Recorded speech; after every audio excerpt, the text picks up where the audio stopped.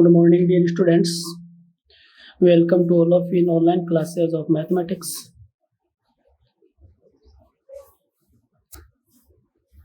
आज हम इंटीग्रेशन के बारे में पढ़ेंगे जो हमारे पास चैप्टर नंबर 9 है। तो सबसे पहले हमारे पास देखो चैप्टर का नाम हमारे पास है इंटीग्रेशन।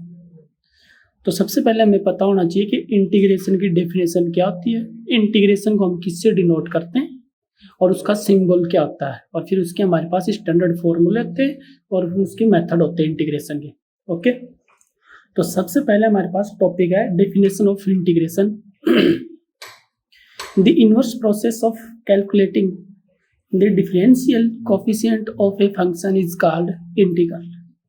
ओके, द इनवर्स जो प्रोसेस है of calculating the differential coefficient of a function is called integral. यानी कहने का मतलब ये है कि जो इंटीग्रल है या फिर इंटीग्रेशन है वो डिफरेंशियल का क्या होता है, रेसिप्रोकल होता है आपके पास। ओके, इनवर्स प्रोसेस है उसकी, व्युत्क्रम प्रक्रिया। Okay, it is written as, ये सिंबल है integral F X D X is equal to F X, इसको हम बोलते हैं इंटीग्रल या फिर इसको इंटीग्रेशन भी बोल सकते हो। Okay, it is written as integral F X over D X is equal to capital F X and is read as the integral, इसको हम क्या बोलेंगे, कैसे पढ़ेंगे इसको हम, and is read as the integral of F X with respect to X. यानी dx का मतलब है कि जो फंक्शन एफ एक्स है इसका जो इंटीग्रेशन कर रहे हैं हम किसके रेस्पेक्ट में कर रहे हैं, x के रेस्पेक्ट में। यदि मैं यहाँ लिखूँ F Y over D Y तो इसका मतलब जो फंक्शन एफ वाई है उसका इंटीग्रेशन किसके रेस्पेक्ट में हो रहा है, y के रेस्पेक्ट में। ओके, तो integral F X over D X is equal to F X, तो इसको हम बोलेंगे integral of F X with respect to X. It means integral F X over D X is equal to capital F X. Okay, integration की definition, integration को हम कैसे लिखते हैं, इट इज रिटन एज, और इसको हम कैसे पढ़ते हैं। Okay, is read as the integral of F X with respect to X, where symbol, ये जो सिंबल है इज सेड फॉर इंटीग्रेशन, यानी किसको डिनोट करता है आपके पास ये सिंबल, इंटीग्रेशन को। And dx means we have to integrated with respect to x, यानी dx किसको डिनोट करता है, we have to integrate with respect to x, x मतलब variable x y z and so on. Okay, ये symbol तो denote करता है integration को, dx डिनोट करता है we have to integrate with respect to x। Okay, next note, if integral F X over D X is equal to capital F X, F X is integrand, जो F X हमारे पास ये क्या होगा, integrand. Okay, integral F X over D X is integral and the process, इसको हम क्या बोलेंगे, integral F X D X is integral और एफ एक्स क्या है, integrand. Okay, and the process of finding integral is now as integration, ये पूरी जो प्रोसेस है इसको हम क्या बोलेंगे, integration. Okay, there are two types of integration, integration दो प्रकार के हैं। First types integration, first type है इनडेफिनेट इंटीग्रल, सेकंड टाइप है definite integral. Okay, indefinite integral कौन से होते हैं, देखो चैप्टर जो 9 है वो हमारे पास है इनडेफिनेट इंटीग्रल, और जो चैप्टर जो 10 है वो हमारे पास होगा डेफिनेट इंटीग्रल। तो जो चैप्टर 9 है वो पूरा जो चैप्टर 9 है उसके अंदर सिर्फ और सिर्फ हमारे पास कौन से इंटीग्रल होंगे, इनडेफिनेट इंटीग्रल होंगे। इनडेफिनेट इंटीग्रल का मतलब ये होता है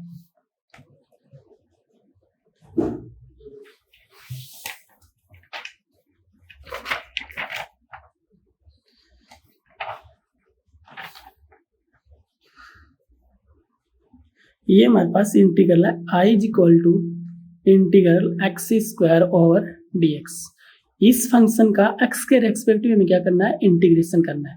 तो ये जो इंटीग्रेशन का जो सिंबल है इसके ऊपर ना तो अपर लिमिट है ना लोअर लिमिट है। जब इंटीग्रल का जो साइन है इंटीग्रेशन के अंदर आपके पास अपर लिमिट और लोअर लिमिट नहीं दी जाती है तो वो इंटीग्रल कौन सा होता है आपके पास, इनडेफिनेट इंटीग्रल होता है।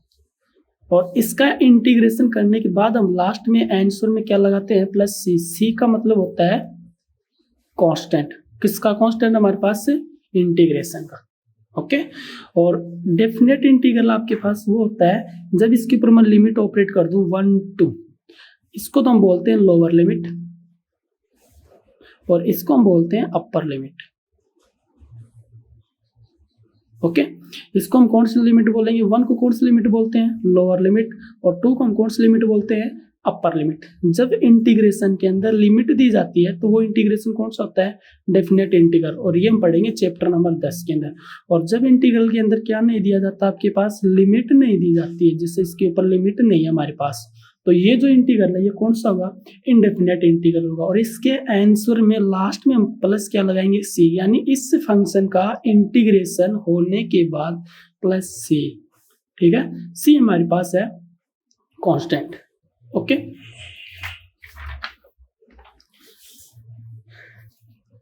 नेक्स्ट हमारे पास टॉपिक है स्टैंडर्ड फॉर्मूला ऑफ इंटीग्रेशन, यानी जो इंटीग्रेशन है उसके अंदर हमारे पास जो फॉर्मूला है, स्टैंडर्ड फॉर्मूले, जैसे हमने डिफरेंशिएट के अंदर भी हमने स्टैंडर्ड फॉर्मूले पढ़े थे, वही फॉर्मूले हमारे पास किसके अंदर है? इंटीग्रेशन के अंदर है।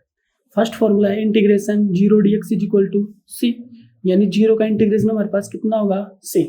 कांस्टेंट नंबर का इंटीग्रेशन होता है 0 का इंटीग्रेशन सी। ओके,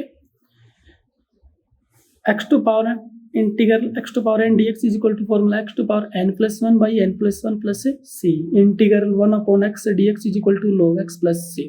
सी क्यों लगा रहे हैं हम? हर फॉर्मूले के अंदर हमारे पास क्या है? प्लस का सी। सी क्यों है? क्योंकि जो इंटीग्रेशन है वो कौन सा हमारे पास है? इनडेफिनेट इंटीग्रल है। ओके, और जब इनडेफिनेट इंटीग्रल होता है उसके अंदर हम प्लस में क्या लगाते हैं? सी लगाते हैं। Integral e to power x dx equal to e to power x plus C. Integral a to power x dx is equal to a to power x upon log e base पर a plus C.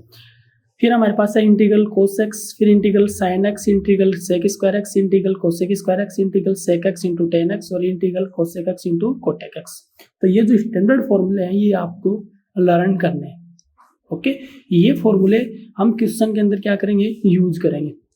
Okay, उसके बाद हमारे पास आते हैं integration के method, कि integration के कौन कौन से मेथड होते हैं। तो methods of integration, first method है integration by the use of standard formula, यानी इंटीग्रेशन के अंदर हम किसका यूज करेंगे? स्टैंडर्ड फॉर्मूला, ये फॉर्मूला।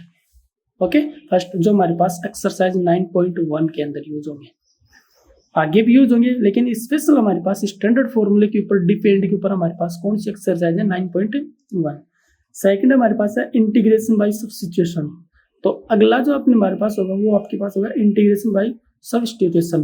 ओके, थर्ड हमारे पास मेथड है integration bye resolving into partial fraction, अगली वाली एक्सरसाइज। उसके बाद फोर्थ है इंटीग्रेशन बाय पार्ट्स। तो इंटीग्रेशन के 4 मेथड है, फर्स्ट, सेकंड, थर्ड और फोर्थ। पहला मेथड हम पढ़ेंगे एक्सरसाइज 9.1 के अंदर। Okay,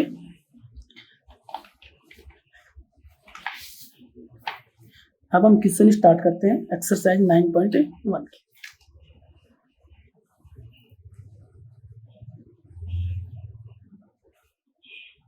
question number first, integrate the following with respect to x। Let I is equal to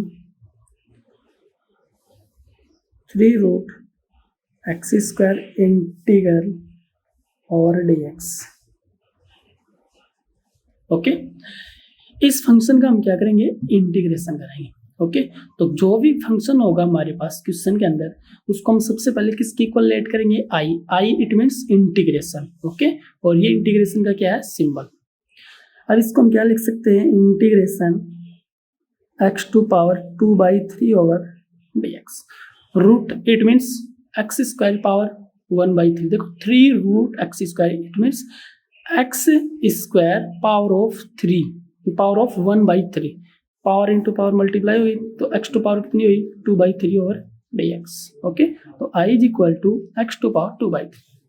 अब इसके अंदर हम कौन सा फॉर्मूला यूज करेंगे? इसके अंदर हम फॉर्मूला यूज करेंगे x टू पावर है, वेरिएबल पावर, वेरिएबल के ऊपर पावर क्या है? कांस्टेंट। और जब वेरिएबल के ऊपर कांस्टेंट पावर होती है तो हम फॉर्मूला यूज करते हैं x to power n over dx is equal to X to power n plus 1 by n plus 1 plus c। Okay, n की वैल्यू कितनी है आपके पास यहाँ 2/3, x सेम टू सेम है। फॉर्मूला अप्लाई करो, i is equal to X to power 2/3 plus 1 by 2/3 plus 1 plus c implies i is equal to X to power 2/3 plus 1 is equal to 5/3, यानी 3 LCM लिया, 3 plus 2 5, X to power 5/3। Okay, upon 5/3 implies i is equal to 3/5 into x to power 5/3 plus c। ये हमारा answer. Okay, next question, question number 2। i is equal to integration e to power 3x over dx। अब देखो function हमारे पास fx की value कितनी है, e to power 3x dx। It means function e to power 3x का x के respective हम क्या करेंगे, इंटीग्रेशन करेंगे। ओके, अब इंटीग्रेशन करें, इसके अंदर हम कौन सा फॉर्मूला यूज करेंगे,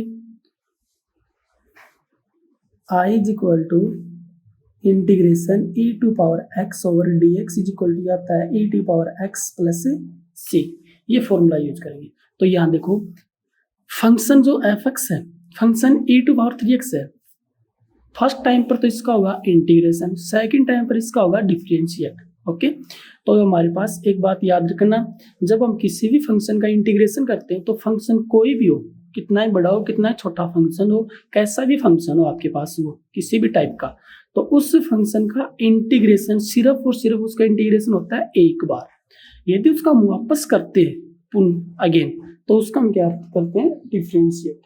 ओके, तो जो हमारे पास एक्सरसाइज हमने 7th पढ़ी थी, चैप्टर नंबर 7 डिफरेंशिएशन, तो डिफरेंशिएट हमारे पास है, कोई भी फंक्शन होता है उस फंक्शन का डिफरेंशिएट हम बार बार कर सकते हैं, 1 बार 2 बार 3 बार 4 बार, ठीक है, जो वो क्वेश्चन के अकॉर्डिंग करते हैं। लेकिन जब हम इंटीग्रेशन करते हैं तो एक ही फंक्शन का इंटीग्रेशन एक बार होता है और एक ही फंक्शन का डिफरेंशिएट आप कई बार कर सकते हो, 1 बार 2 बार 3 बार क्वेश्चन के अकॉर्डिंग, ठीक है। लेकिन जब हम फंक्शन का इंटीग्रेशन करते हैं तो इंटीग्रेशन के लिए हमारे पास सबसे पहले फंक्शन का इंटीग्रेशन एक बार होगा, यदि उसका हम वापस करते हैं तो वापस उसका हम क्या करते हैं, डिफरेंशिएट करते हैं। ओके, और वो वैल्यू इंटीग्रेशन में हम कहाँ लिखते हैं, नीचे डिनोमिनेटर के अंदर। ओके, तो first i is equal to e to power 3x का इंटीग्रेशन किया तो e टू पावर 3x, फिर 3x का क्या करेंगे हम, डिफरेंशिएट, और 3x का डिफरेंशिएट कितना होता है 3, और वो कहाँ आएगा नीचे, और प्लस का c। ये हमारा आंसर। ओके, फर्स्ट टाइम पर फॉर्मूला अप्लाई हुआ, e to power x equal to क्या होता है, e टू पावर x, तो x की वैल्यू कितनी है 3x, तो पुट कर दो, तो e टू पावर 3x, फिर 3x का हम करेंगे डिफरेंशिएट, क्योंकि फंक्शन का इंटीग्रेशन एक बार होता है, वापस उसका हम करते हैं तो उसका हम क्या करते हैं, डिफरेंशिएट करते हैं। ओके, तो e to power 3x upon 3x का डिफरेंशिएट होगा 3, और वो कहाँ आएगा डिनोमिनेटर के अंदर, तो i equal to e to power 3x by 3 plus से। Okay, next question number 3, i is equal to integration 1/2 power x 1/2 power of x over dx।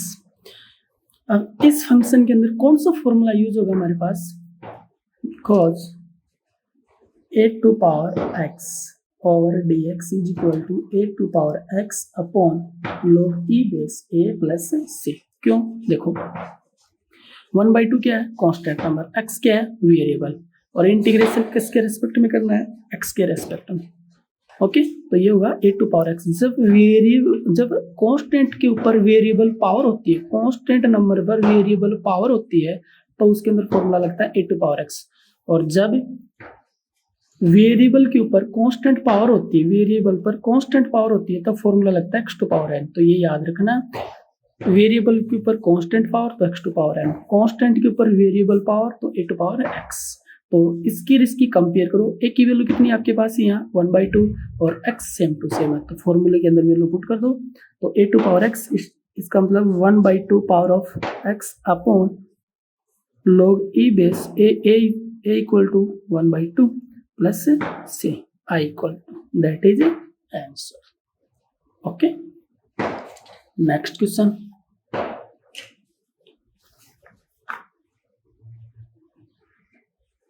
Question number 4।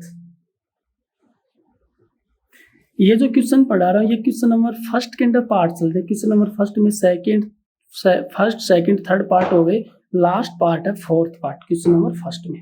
Okay, I equal to integration a to power 2 log a base x over dx। Okay, इसके अंदर एक log की property लगी, यानी log का formula. तो log वाले फॉर्मूले के अंदर आपके पास एक फॉर्मूला है log वाले में, इसको एक स्टेप और आगे लिखो। I is equal to integration a to power log a base पर x स्क्वायर। दो फॉर्मूले अप्लाई। पहला फॉर्मूला है log m to power n is equal to n log m। Okay, अगला फॉर्मूला है a to power log a base x is equal to x। First formula log m to power n is equal to क्या होगा, n log m। यहाँ देखो n log m, n की value कितनी है 2, m की value कितनी है x, it means m log m to power n, log m to power n यानी log x to power 2। a क्या है बेस। ओके, इसका बेस कितना है। Second formula a power of log a base x is equal to होगा x, यानी जब a के ऊपर कोई भी नंबर है उसके ऊपर पावर क्या हो log a बेस x हो तो इज इक्वल टू कितना मिलता है आपको x। तो यहाँ x की वैल्यू कितनी है आपके पास x स्क्वायर। तो I is equal to integration x square over dx। अब इसके अंदर हम कौन सा फॉर्मूला यूज करेंगे, इसके अंदर I equal to integration x square over dx है, तो फॉर्मूला कौन सा यूज होगा x टू पावर n। क्यों, वेरिएबल पर पावर क्या है कांस्टेंट, तो x टू पावर n इंप्लाइज I is equal to x to power 2 plus 1 by 2 plus 1 plus c। It means I is equal to x to power 3 by 3 plus c, that is answer. Okay, next question, question number 2। अब ये हमारे पास separate question है, question number 2। अभी तक जो हमने question पढ़े चारों फर्स्ट क्वेश्चन की पार्ट है, फर्स्ट सेकंड थर्ड और फोर्थ। अब है question number 2। Let I is equal to integration 5 cos x minus 3 sin x plus 2 by cos square x over dx। Okay,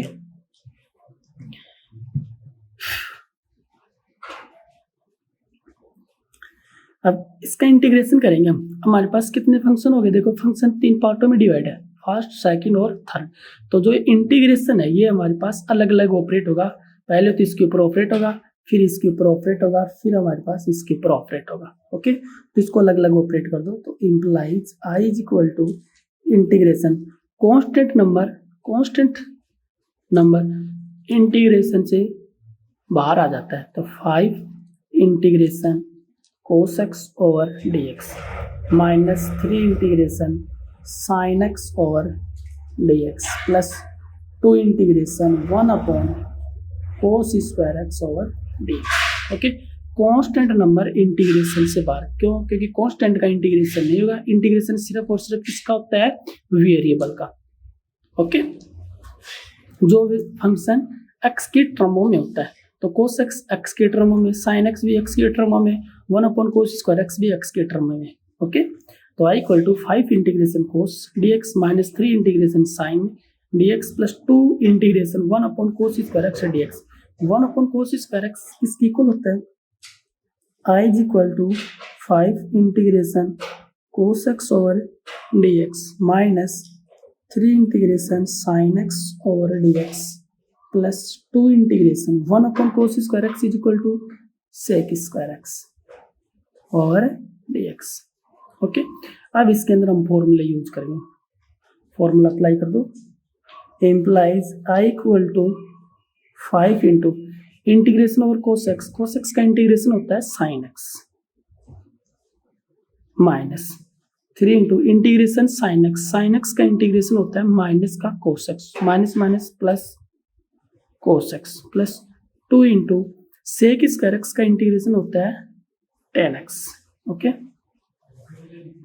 plus c that is answer. देखो cos x का standard फॉर्मूले हमारे पास ये थोड़ी देर पहले हमने पढ़े थे स्टैंडर्ड फॉर्मूले, उसके अंदर cos x का इंटीग्रेशन होता है sin x होता है और sin x का इंटीग्रेशन हमारे पास होता है माइनस का cos, तो माइनस माइनस किया हुआ plus plus sec square x का इंटीग्रेशन होता है tan x। देखो ये cos x का इंटीग्रेशन कितना है हमारे पास sin x और sin x का इंटीग्रेशन कितना हमारे पास माइनस cos x और sec स्क्वायर x का इंटीग्रेशन है tan x। तो ये जो फॉर्मूला स्टैंडर्ड फॉर्मूले ये हमने डायरेक्ट यहाँ बस यूज किए, बाहर वाली वैल्यू कांस्टेंट है सेम टू सेम पुट की हमने। ओके लास्ट हमारे पास रिजल्ट है क्वेश्चन का आंसर।